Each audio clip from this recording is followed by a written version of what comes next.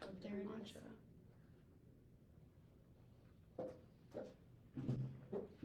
You look very investigator today. in your Oh. jacket. We're actually doing a murder podcast this morning. Oh, that's so exciting. Yeah, we're actually Who gonna solve a died? murder. That house you went to see. We're gonna, The well, house I'm you gonna bring have it back to contract. life. Town. She is being resuscitated. What is the street name of the house you just put under contract? It's on Heth Road in Petersburg. Heth. I like the name Heth. Do you? I feel like I would be happy to own a house on Heth. Well, you can Sounds buy good. this one. I can't. It is. I actually can't buy anything until Gammon Town sells. I can't That's even. true. I'm like, so groceries, huh? Just Yeah. kidding. It's not that bad. But really, we're on a spending freeze. Kat just bought an investment property, put a bunch of money into it, fixed it up, and is selling it. And I just bought an investment property, and I have not put money into it yet, but I'm about to. and She's then about to be as poor as I am. we will sell them. We Yeah. can go celebrate. And then we'll be good again. Yeah. There is something when you're a very small time investor, which I would categorize us in that way. I'm like miniature. Teeny miniature. tiny. I would say when you can't do a bunch of projects at once when you're not. Now, I mean, I guess I could go get a hard money loan. Yeah, there's creative But ways. If yeah. you're a small time investor, your capacity is a little lower, and so like when you take on a project, it's a lot. Yeah. And Well, it's if I took on consuming. more though, I don't think I'd have enough time to work. No, that's the thing. It becomes a full time. I mean, we know somebody. Eventually, if I like knew exactly what I was doing to the point where I'm like, okay, I would go out there for the inspection and the contractor, which you did that, but I mean, Mhm. I'll probably have to go out there like. But every weekend. you still have to like every day. It's like, is there stuff that needs to be ordered? You got to Mhm. talk to the contractors. There's issues. I mean, there's stuff that comes Yeah. up all the time. It's becomes a full time job. I actually know somebody who worked for a builder who recently quit because he's an investor. Yeah. We know, you know who I'm talking about, and he's fantastic. And it took over his life, and now that's his life is investing, and it is his whole life. I think it's everything. We So, did just start on a random note, but yeah, that was random. I'm Welcome to our Betsy. world. I'm Katerina. We are talking today about what is an appraisal. People get very That's a good one. confused. It's not a dumb question to be like, what is that at all? And people might even think they know what it is and they don't. Because I think people a lot of times confuse inspection and appraisal. Yeah. So, go for Do it. you always have to get an appraisal with every transaction? Depends. So no. Depends on your financing. No, you don't. You don't always have to have an appraisal unless you're buying the house with a mortgage like a normal person, which So, most like, people do. Yeah, 90% of people. So I'd say. most people have to have an appraisal. If you're buying with cash, there's no need to have an appraisal. And I would say you could make the argument like, oh, well, you could get an appraisal to protect yourself if you're buying cash. If you're buying with cash, like Have one of your the realtor run comps for you for exactly. free. Do not Like, pay we will someone do that, yeah. $600.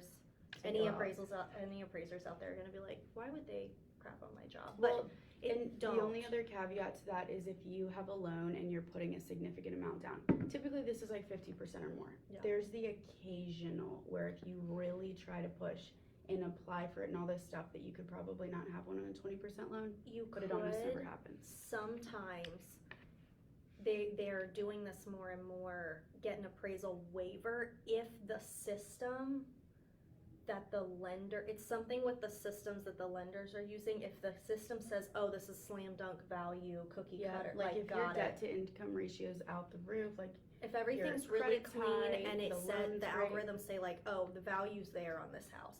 and Sometimes it you has can get to an appraisal be waiver. like in a neighborhood like Short Pump where it's like we have 5 houses on this street that sold in the last year. If you try to do like Goochland, apparently it's just like too chaotic. Like it's like Oh yeah. we can't pull like the system won't do it. No, Isn't that weird? it gets very, so It's like that's Moral of the complicated. if you're buying a house not all cash, Yeah. you're gonna need an appraisal. Who requires the appraisal, Betsy? The lender requires the appraisal, and this is just so that they can say, okay, we are writing a check for $250,000 for a house, and there are some numbers out there that say it's worth that. Because you're using that house as collateral for the loan. Yep. So if the value's not there, there is no collateral. So you can't buy the house with a loan for more than what the house is worth. So like, who determines what the house is worth?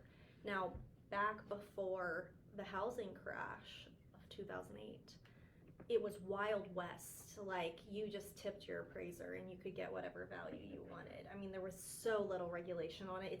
It boggles my mind how unregulated the mortgage scene was. But I didn't know that. I Yes. knew that like it was easy to qualify for a loan back then and that basically anyone could get one. But I did not know that you could also be like, and give me the value that I oh, want. absolutely. You just like, and you could pick your appraiser. So you have your best buddy who's an appraiser. And now I'm like scared to even speak to them. Like, I'm like, oh, you're an Like, appraiser? am I gonna get in trouble? We'll go the other way. Look away. There are a lot of rules about appraisals now because of the sketchy stuff that was happening, and that stuff did contribute to the housing crisis. Because if you're just like slapping whatever value someone wants on a house, there is nothing to substantiate that value is legitimate. So people could get mortgages on a house for whatever they wanted. It was Which crazy. now, if you're watching this, you might be thinking like, well, everyone's overpaying for houses, things are competitive. No, they're not. But here's the difference. If you make an offer over asking, you have two options. One, the appraisal comes in and you're using a loan. The appraisal comes in at the value you offered.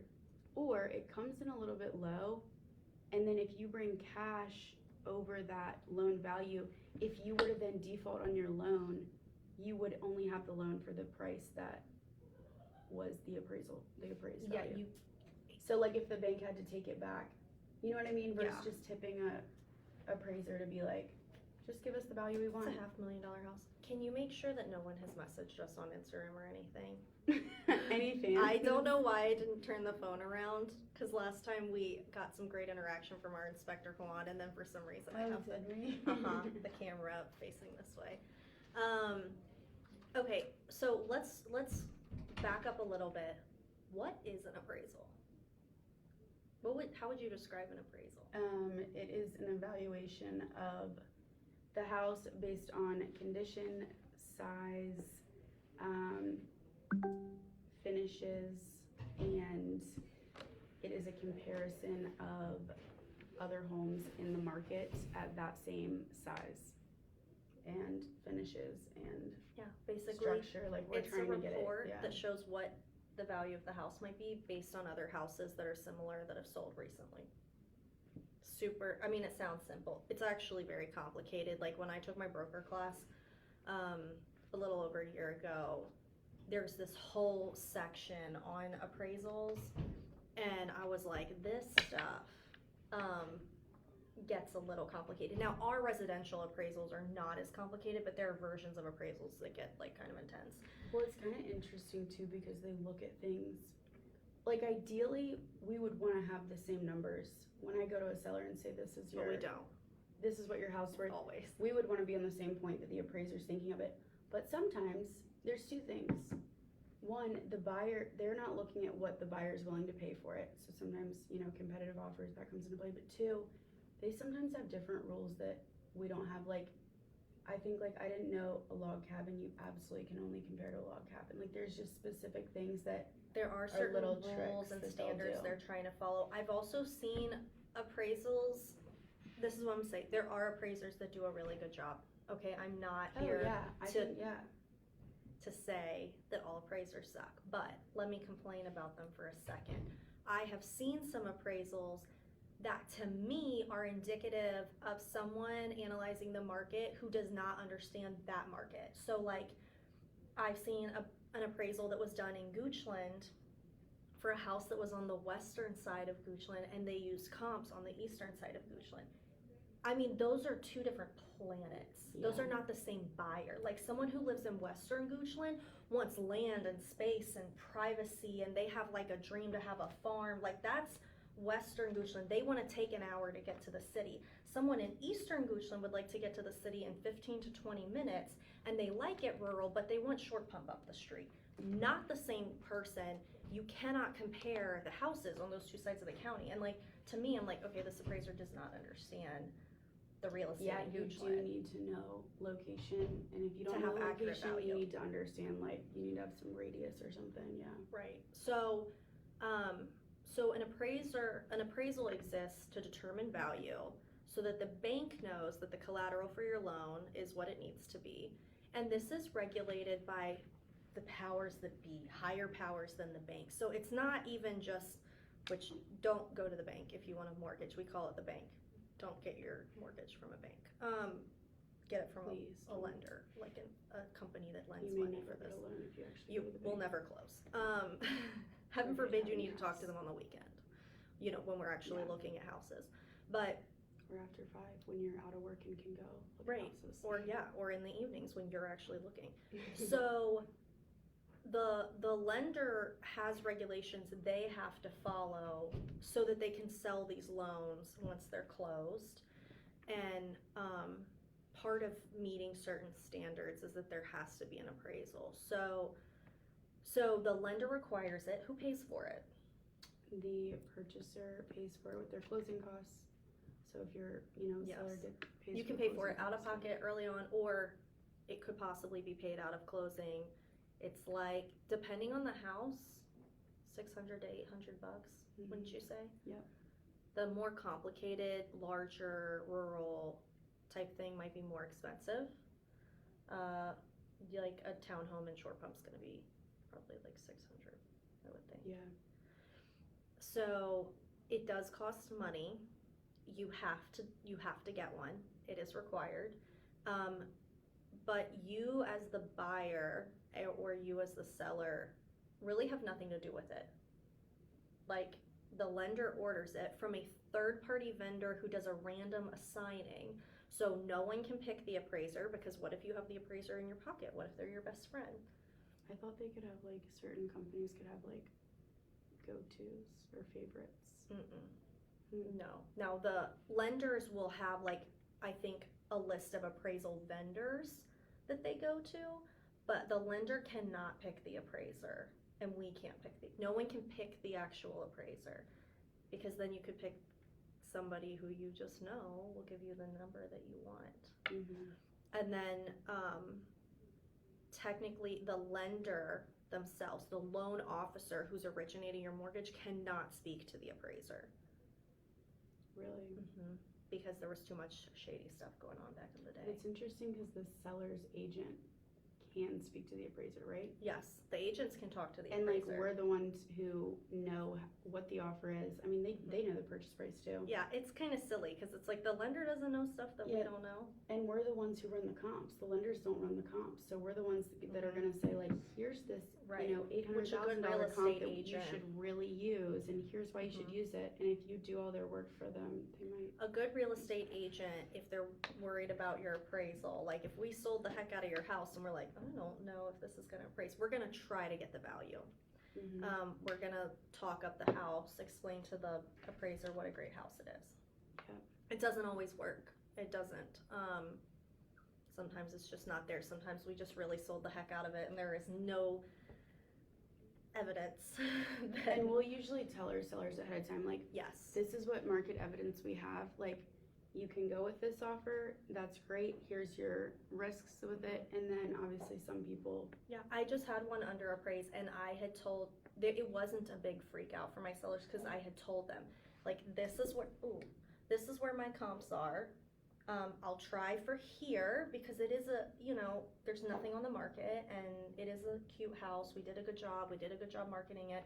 I was like, here's where the comps actually are. And then when we sold it, I said, like, there's a chance that, and so then when that happened, it wasn't as shocking. I've done that, yeah, with a buyer who offered an appraisal gap. Like, I was like, okay, just so you know, like, there's a good chance you're gonna have to pay come that. to the table Yeah, with this because money. there's nothing that supports it, but there are, 18 offers. So if you want it, this is what we'll have to do, kind of thing. Right. So just like setting expectations and knowing there are houses where if they did under appraise, I would be shocked. Where it's like, that's just a really crappy appraisal. That doesn't happen too often though, where you're like, what? Yeah. I feel like usually if it underappraises, you're like, Well, we yeah. both had personal houses that underappraised before. Oh, my first house I sold twice because the first time it underappraised so much. So when I listed that I house, wish I did that. everyone in the office, this was not Keaton and Company at the time, this was a different brokerage because I was on Daniel's team at that brokerage. I listed my house and everyone was like, she doesn't know what her house is worth. Sold it within the first 2 weeks, which at that time was short. Days on market were much higher back What was the that purchase day. price? What was the? I want to see this house. I later. remember, oh my gosh, have I not shown you pictures? It was a No. reno. It was my first house was a renovation, of course. Was it a rancher? It was a rancher. Oh, she was so cute. And she was in Rockville. I'm like, Oh, it was Rockville? Why did I think you lived in Chesterfield? I did, but I was renting Oh, okay. back Okay. then. Yes. So the Rockville house, I listed, I think it was for $330, and everyone was like, that's so high. She doesn't know what her house is worth, blah, blah, blah. Sold it within 2 weeks. But the appraisal came in really low. It was a bad appraisal. Like what? I'm trying to think. It was something like $17,000. Okay. At least 17,000. And I was like, just no. Like, I sold it for, I think I sold it for like right up at it was like basically it was the purchase price. Sold it for and then the appraisal came back low. Mm-hmm. I looked over the appraisal and I was like, this is a bad appraisal. My house had been fully renovated a year before. Fully. Like, it was brand new septic, brand new. I mean, like, this thing was brand new. Mm-hmm. This house was a brand new house, and it was beautiful, and it was very pretty, and it had a giant bathroom. Like, it was just an amazing house. And the appraiser was using comparable sales that were technically the same size, but looked like shit. Like, they were just ugly. And it was like, these are not, the buyer for this house is not the buyer for this house. You should have used, like, maybe even used new construction. This is basically a brand new house. So I was like, I'm unwilling to accept this. Like, and I could have accepted it and just taken $17,000 less, but I was like, I'm gonna take the chance and I'm gonna sell it again. And I didn't even have to like let it sit. I called back other people who had been interested.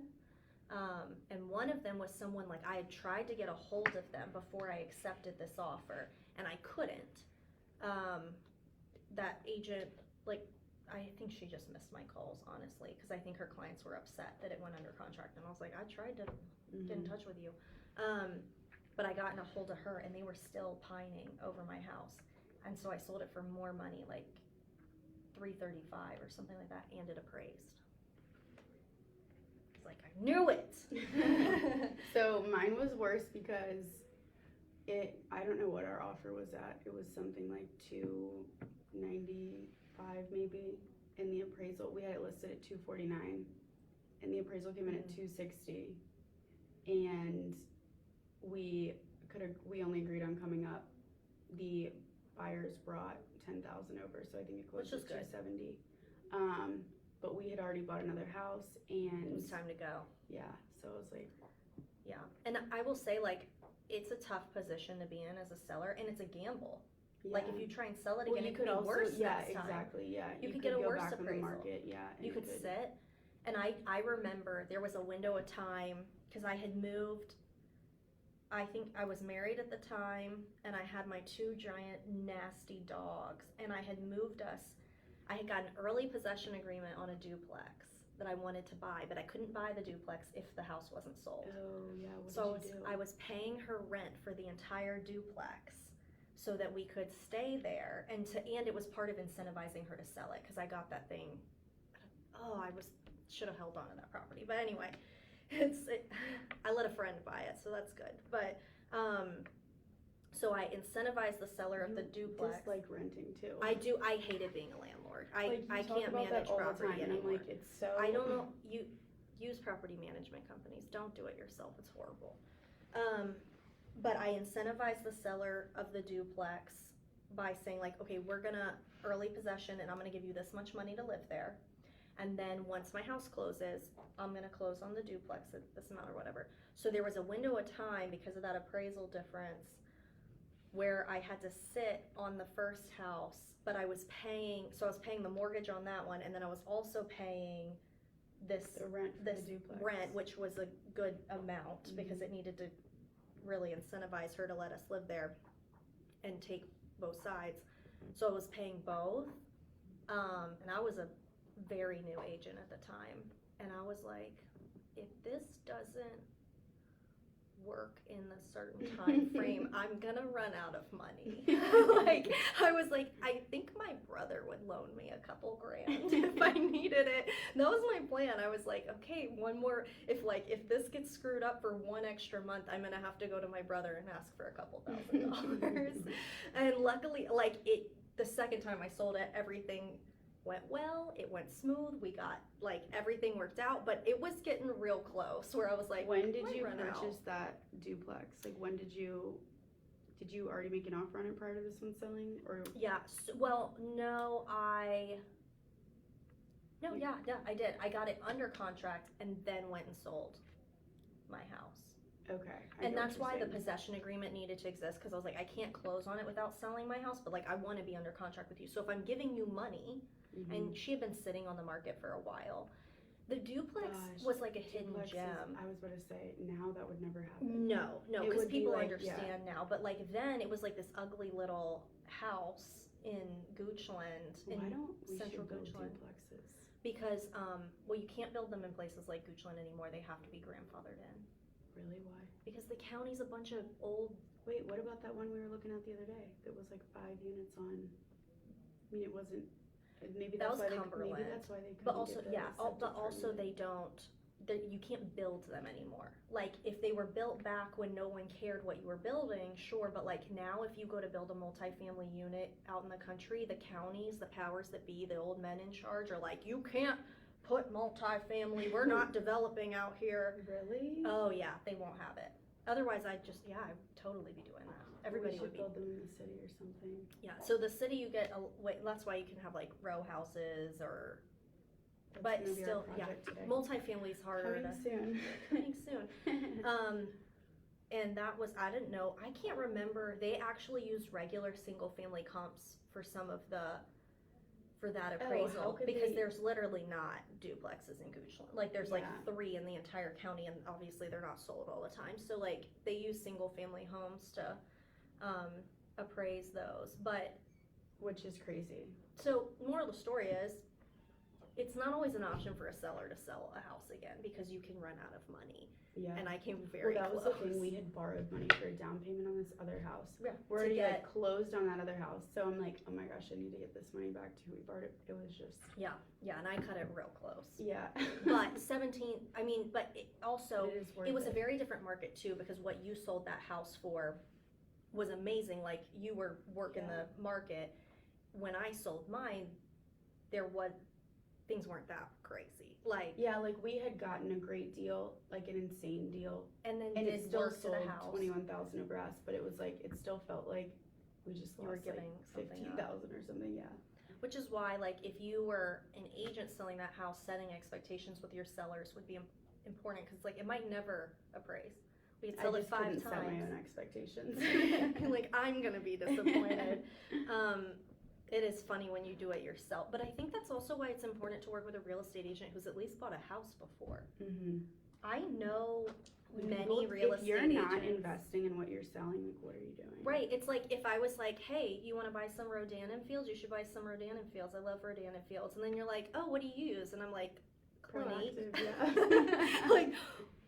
What? You're gonna sell something that you don't buy yourself. And I get that not everybody's in a position to buy, and I'm not saying that you can't be a good real estate agent if you don't own property, but if you've been a real estate agent for a minute and you don't own property, why is it that you don't, and you're encouraging other people to? Yeah, and I think just going through the process, it teaches you so much. Yeah, and that's through kind it of what I was yourself, thinking. multiple so there's times. that. I also have lived in every city because I just don't I just try them all out. Betsy's also was a relocation within the last year. She reloaded back to Richmond. So it's like, no, but it gives you such sympathy for your clients and also understanding what it's like to be in the driver's seat, which I think is part of why when we're working with sellers, we're able to understand the value of every single dollar, because when you're in just the agent position, if you've never sold a house, you may feel like it's $200, like get over it. When you're the seller, you're like, it's $200 that either goes into my pocket or doesn't. Like $200 is gonna cover groceries for the next week and a half. Right. It's a big deal. So like having that, I think that perspective of needing to set expectations, because we've been in that position before, especially with something like an appraisal that can go sideways, and then what would we deem acceptable and what wouldn't we? But then also like just having the sympathy and the compassion for this person, where it's like, oh well, our net that we were going to walk away with just got cut down by $20,000. It's also hard to accept that we have someone who's willing to pay X for the house, but this third party walked in and said that said, they can't. no, we won't allow it to sell for that. Oh, it sucks. Yeah. So like you were saying, your options at that point are to either resell the property or try and fight the appraisal, which I've never done, but you can't. I've heard that it's very, not very happening. tricky. Basically, what you're doing, going back to the person, kind of like saying almost you're wrong. insulting them. Yeah. Like, we don't like this, fix it, and they're like, I don't really care. And this appraiser might not be great. We don't know, or they might. But like basically, I have fought a good number of appraisals. I don't know that I've ever got a reconsideration of value. And the reality is, you're going to the appraiser, like maybe if there was a material fact that I could point out and they're like, okay, plus $500, like that. But for them to redo it or pick different comps, they're gonna have to admit, I could have done a better job, and then fix it, which is a flaw in the system. That the own appraiser is the one that has to look at the report and go, you're right. Someone else, that's a good point, someone else should look at it. There should be, I think that if you're requesting a reconsideration of value, there should be a different random appraiser. And like, we'll pay a couple $100 for it, but like, why is it that the person that wrote the report is the one responsible for saying, you know what, this report could be better, you're right. Yeah. That's not gonna happen. Some of it too, I feel like, is a little bit opinionated. Oh, like I went back absolutely. to on this particular deal of mine that we were just talking about, and he was like, well, that house, even though it was right down the street, he's like, well, it's right across from the tennis court. And in my opinion, I don't want to live right across from a tennis court. But in his opinion, that added a ton of value to that house, and so he didn't want to use it as a comp for ours. And I'm like, I'm not understanding. Like, who made that rule? You know what I mean? Right, like there's gonna be people out there smacking balls all Right, the time. but Maybe he you don't want to thought that stare was at the best- shirtless yeah. men all day. Best thing ever. So Maybe he's like, you we do. can't use that. I'm like, okay, well, I could also walk down Sure. the street to it. And I've had, and I think this is a mark of a good appraiser, maybe being willing to like have a conversation about it. But like, I had an appraiser once, I sold a condo. The appraiser was like, so the number you sold this condo for, no resale condo in this community has ever sold at this number, only the new ones. Like, what am I supposed to do with this? And I was like, I made a very strong argument that they should use the new condos to comp this one, because this house was only like 2 years old. Yeah. I was like, it is the market's new. completely changed and it's still brand new. Yeah, so. it was like, it's a 2-year-old upgraded condo. Like, I would use the new ones. These are the ones I would use. And she did. And we got the value, even though we had sold it at a record-breaking number for the complex. And so, like, it is an opinion, and opinions can change, or they cannot. There was also a house in Goochland one time I sold, and Daniel called me when I listed it. And he was like, I was on his team at the time, and he was like, I hope your seller doesn't need that number. And I was like, I don't know what number the seller needs. I just told him what I thought I could sell it for. And he was like, Katerina, if you sell this house for this number, it will break the record for highest price per square foot in Goochland County in the MLS. He's like, I checked it.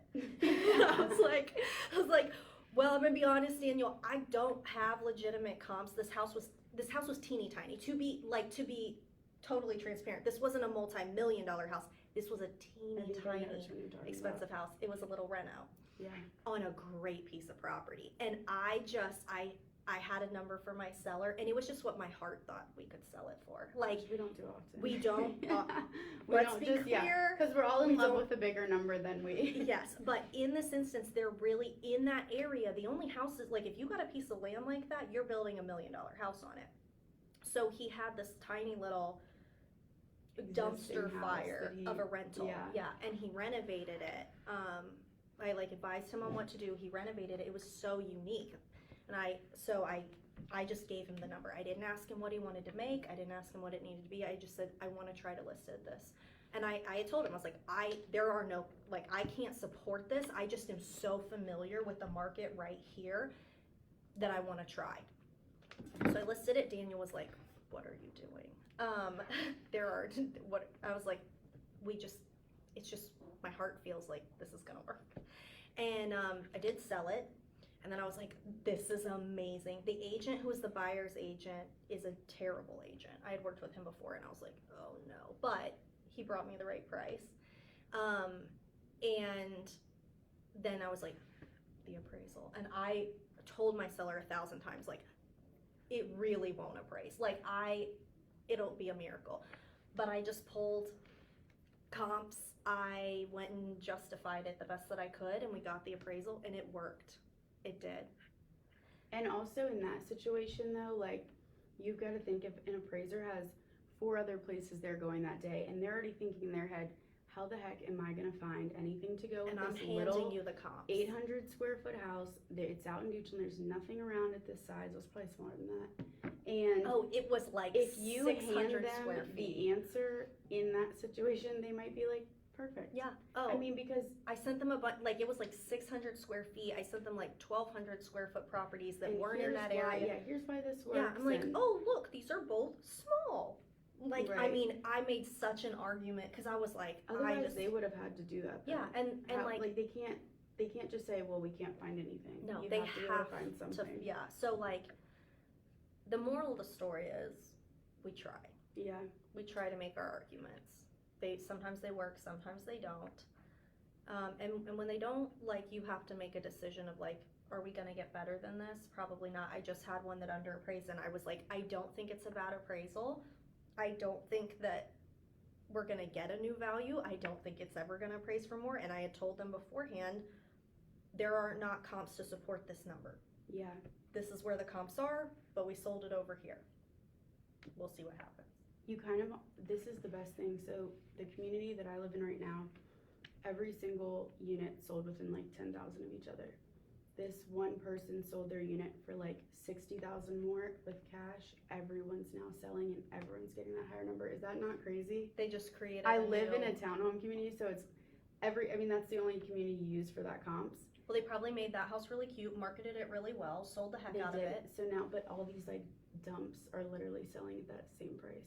That's Is that amazing. not Well, because now crazy? there are comps for it. Yeah, but if that person didn't do that, we would have been stuck like just climbing the ladder. Sometimes which brings up the point of an appraisal and why we're not going to have another housing crash in the next year. Because you can't, like, people like, houses are overselling. No, honey. Every single house that is sold, if it is not bought with cash, is supported by other houses like it that have sold at that number. So if you sell one with cash, you have created a new comp, but there was someone willing to buy that house at this number in cash, which means when you buy this one over here that's similar to it with a mortgage, it is supported by this comp. Now we have Yeah. multiple people willing to pay this number for these houses. Guess what that means? That's what that house is worth. Right, now I have multiple comps that are all at that, yeah. That's what that means. And it is tricky with, like, I was nervous because that one comp, if you only have one comp and the other two are 60,000 lower, they're gonna take a little bit of a mix of them. Yeah. So, but now we have multiple ones because it's gotten us So- that, so Congratulations. thank you. People want to live I'm where you happy. bought. Yeah, You bought a good house. Any other thoughts? no. It was a good chat. Well, this was What is an Appraisal? Real Estate Workshop with Custom Life Realty Group. I'm Katerina. I'm Betsy. Thanks for joining us. Thank you.